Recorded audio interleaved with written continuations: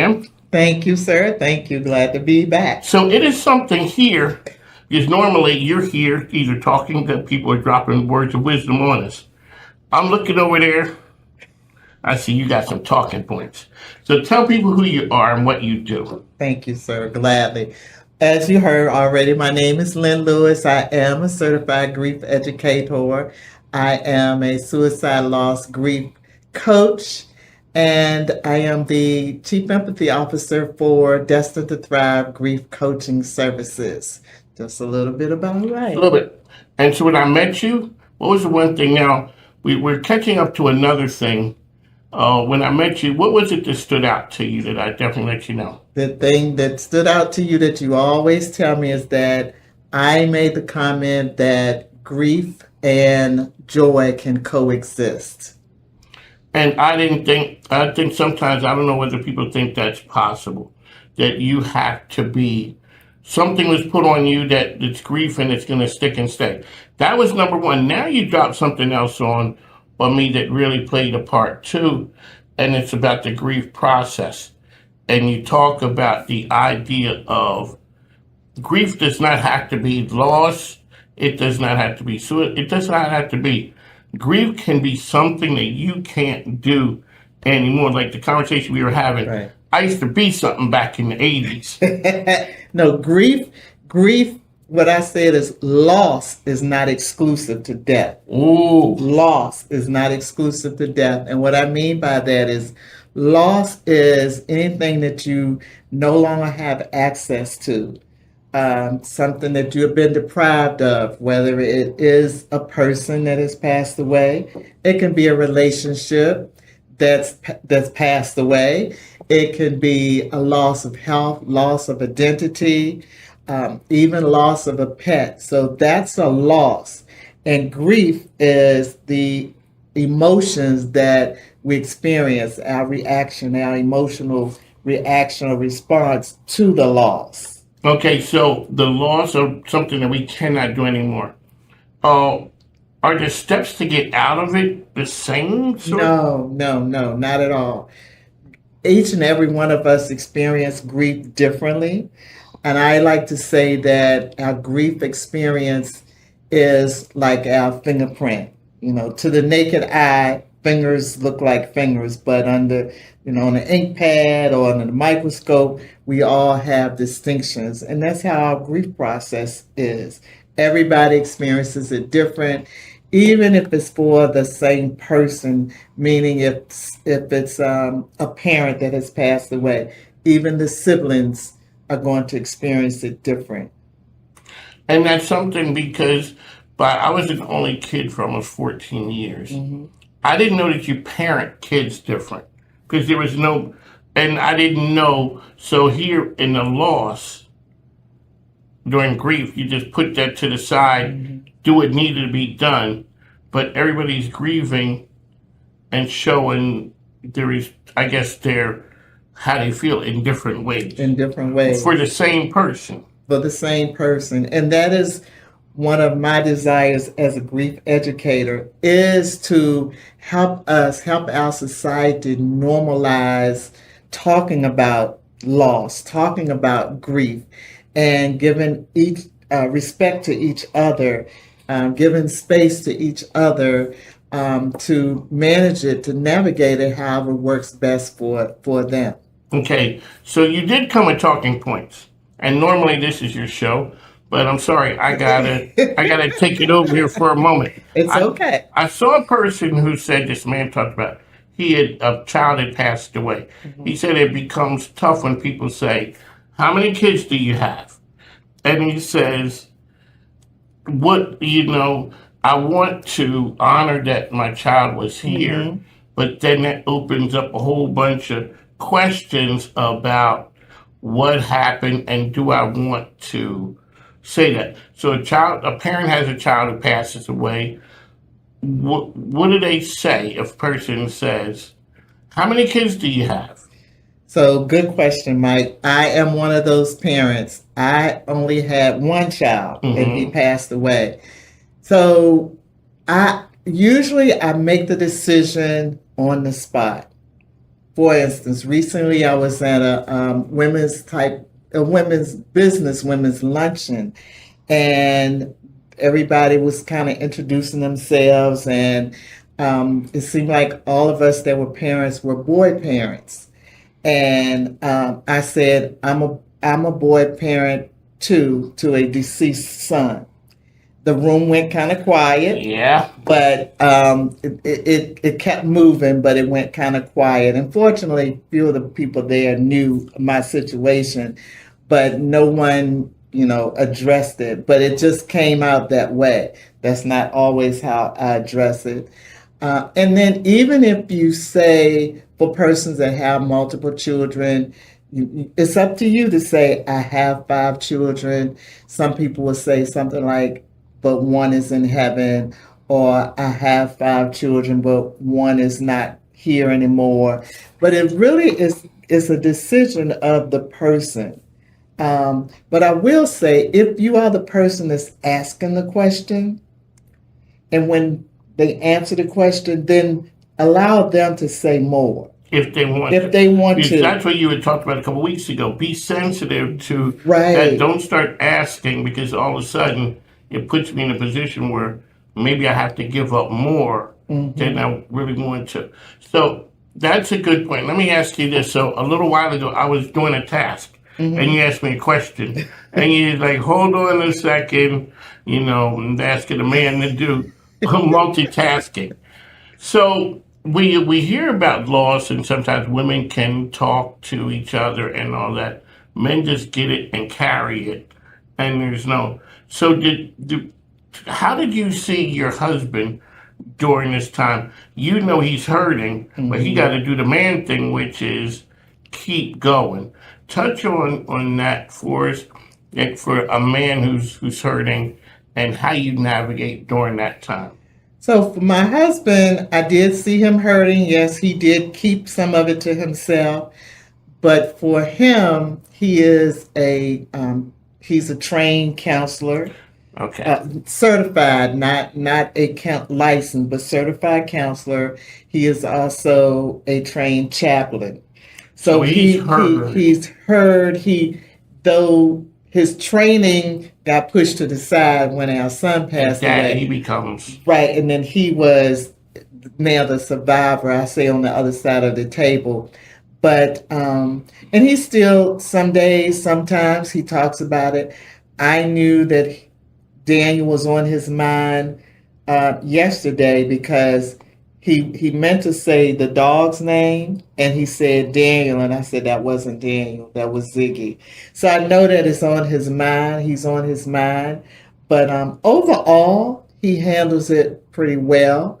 And as far as talking about it, and then he's able to help other men to say, hey, it's okay, whether you're a preacher, pastor, whoever you are, it's okay, because you're human first. So he had written the book. Did Mhm. you think that helped him get to, or because he's trained or he's heard a lot of those things, but now he comes from being pastor and hearing those things, to Right. those being his things. Right. So the book Mike is speaking of is an anthology that my husband wrote one chapter in, and the chapter he wrote in the book is more about him and his dad's relationship, and not his And his. relationship with our son.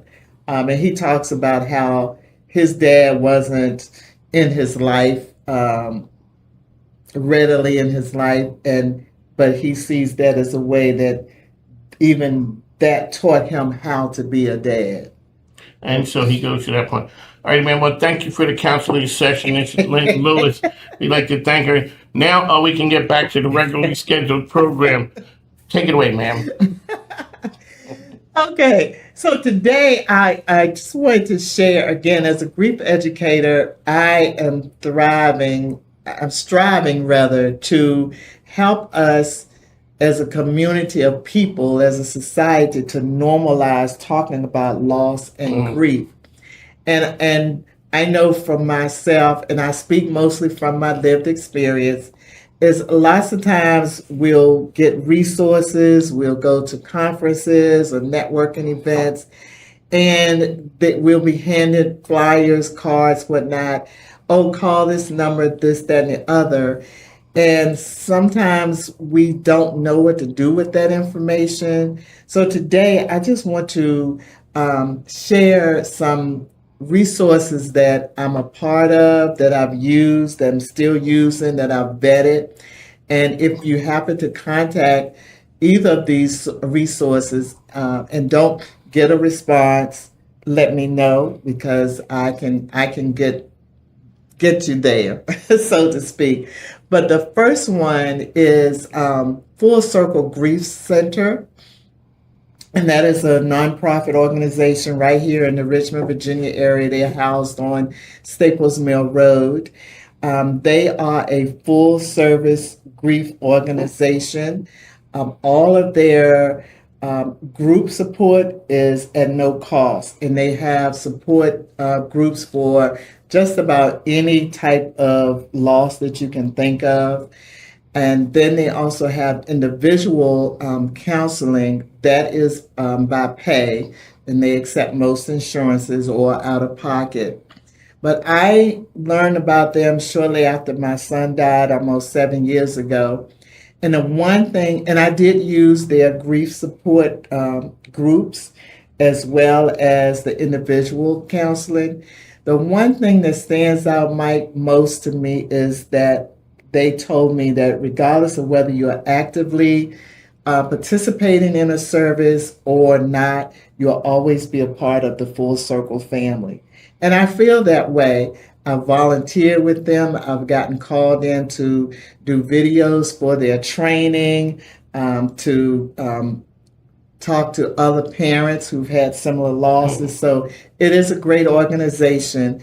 You can reach them on social media, their website, fullcirclegc.org. Fullcirclegc.org is Full Circle. Another organization. Oh, let me sit with that one right there. How long after your son passed away did you make it to that organization? I made it to it in like 2 months. He passed in August, and I remember October or November, I was a part of the support group. How did you find them?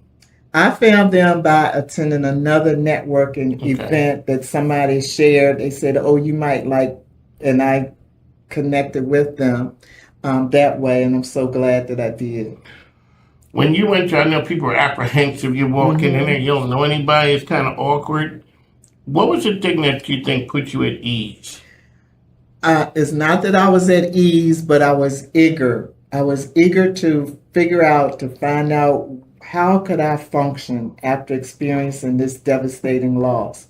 And they interview their volunteer, their support officers. They interview you, and so they get to talk to you and kind of put you at ease about what to expect. So it's not like I walked in off the street into this. Yes, I had an idea of what to expect. It still was uneasy because you don't know. But I was just determined I've got to figure out a way that I can live my life despite this loss. What was the thing that put you at ease when you finally got over the hump and you went from being they and me to us? One of the things is there were 3 other moms whose sons had passed by suicide, and we bonded. You had a crew. Yeah, I had a crew. I found my crew. And then being the encourager that I am, there were some other persons who were having a really, really, really hard time. I was able to encourage them as well. And we met, I think I don't remember I think it's 12 weeks. The support groups, I believe, is 12 weeks, 8 or 12 weeks. And over that time, we were able to just be there, be that safe space for each other, whether we cried, whether we laughed, whether we talked about our people, whether some people cussed and cursed and, all of the things, but we were there for each other. And the ladies and I kept in touch for several years. Even now, if I text, I'll get response from them. And the name of the group, once again, is Full Circle Grief Center. Full Circle So Grief you definitely Center. give them the thumbs up. I definitely give them the thumbs up. If you happen to call Allison or Karen and mention my name, they will know exactly who I am. Just tell them I sent you. Lynn Lewis sent you. Okay, this is Lynn Lewis here. She is the grief educator. And like I said, you went and you didn't know that world. You found someone there. Alrighty. Another organization that I work closely with is called Operation Yellow Tape. And you may remember, Mike, I had Kenny on the Yes. show. Because I'm going to be there with you guys. I got inspired. Yeah. So Operation Yellow Tape is a mental health advocacy group founded by a retired fire lieutenant out of Chesterfield County, Virginia, by the name of Kenny Mitchell Jr. And it's for first responders, it's for their families, but it's also for community. I have been welcomed into that organization as a parent of a first responder. I'm not a first responder, not a military person, none of those things, but I've been welcomed there. And I'm grateful for the connection that I've been able to make as a result of being there. And the one thing I want to share about Operation Yellow Tape is that there is a conference coming up on October 3rd, 2026. It's a free conference, but it is full-fledged, all-day conference. And I think you'll be there. I'm going to be there. Yeah. That is another organization that is a movement. It's not just a conference once a year, but if you connect with us, me or Kenny Mitchell Jr. .com, you can register for the conference as well as get resources. There you go, Lynn Lewis. If anyone's going through grief, any type of grief, loss, or anything like that, that's the place to be. And so Kenny, he's dynamic too. You guys kind of go together. And so that's the idea. So if you're dealing with loss or grief or any of those things, you know, that is the person. If you need a person to speak at an event, Lynn Lewis is that person. You say you make people feel at home. So what was it about Kenny's group that got you? When I met him, the first time I met him at an event, and he asked me to come to his conference that year, a few months later, and he just, I said, threw me in the deep end of the pool. Kind of like what I do. Yeah, introduced Not myself. giving you details. Nope, not at all. Sketchy on the info. Yep, I thought I was there. He was going to introduce me, and he said, "Introduce yourself," and I did, and then I've been a part of the group, and and it's helped me to get into some rooms. You talk about rooms. He introduces me like you introduce your people to everybody that comes through. He introduces me, and so I've just become a part of that Operation Yellow Tape. So if you're interested in that, KennyMitchellJr.com is where you can find Operation Yellow Tape. Mike King, Lynn Lewis, the grief educator. You're out there. Like I said, my mom passed away. I wrote some stuff in a book, and I read it. I don't know, like 10 years later. I'm like, oh, Lord. Man, that was, because I always ask people, do you read, are you a journal? Do you read the stuff? And I'm like, I never did. But that way, a person said they write because I want to know how I felt that day. So the loss of a son, Lynn is here. Already, ma'am, you say you got one. See, folks, she's not like me. She didn't came. So Icon Commercial that came in the building right here. And some folks come prepared. Other folks, they just roll in here off the dome and start talking. I'm talking off the top. Lynn Lewis got detailed notes up in here, and I'm trying to look over there what she got written, but I don't want to steal the lady's thunder. So you have one more, man. Who you got? One more. I have one more, and it's called the GLAD Community. GLAD is an acronym for Grief and Loss After Death and Dying. GLADD. It's a relatively new organization, another nonprofit. And we are kind of three parts. So one part is we're 24/7 national support hotline. We're not crisis. So if someone calls in with a crisis, we refer them to the 988 number. But sometimes people just want to talk. We get calls late at night. Someone can't sleep because they're missing their spouse or their person that they're used to being in the house with them at night. So we're there to talk to them and just be available to listen. The second part of GLAD is we have 40 classes by Zoom every week at various times that covers all types of losses. And I'm one of the 16 Greek coaches that facilitate those classes. And now that one is a minimal monthly subscription fee of $28, but you can go to any or all of the classes on Zoom, and you can cancel your subscription at any time you want to. The third part of GLAD is that for yearly, we will be giving 50 families $8,000 to help honor the wishes of their family member who is terminally ill or at the end of life. I think of it as kind of like the Make-A-Wish, but this is that they can use for whatever they need for that end of life. So if you don't need any of these things that I've talked about, GLAD you can reach by gladcommunity.com, GLADD community.com. But perhaps you don't need any of these things personally. I would ask you to consider donating so that other persons who need the services, and no donation is too small. We're in the community. GLAD is housed out of Florida, but we're nationwide. So that's what I have as far as resources. And then, of course, I can't leave without saying what I offer personally. There we go.